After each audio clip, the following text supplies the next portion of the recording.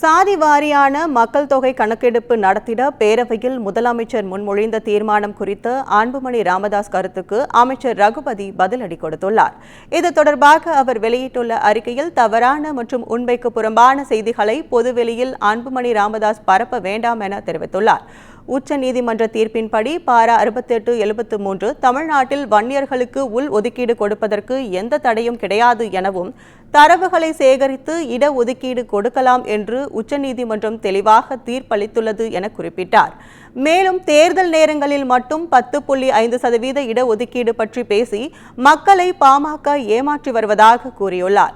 இடஒதுக்கீடு நிலைத்து நிற்கும் வகையில் சரியான வழிமுறைகளை பின்பற்றி சட்டம் இயற்றப்பட வேண்டும் என்பதே தமிழ்நாடு அரசின் நோக்கம் என குறிப்பிட்டுள்ளார்.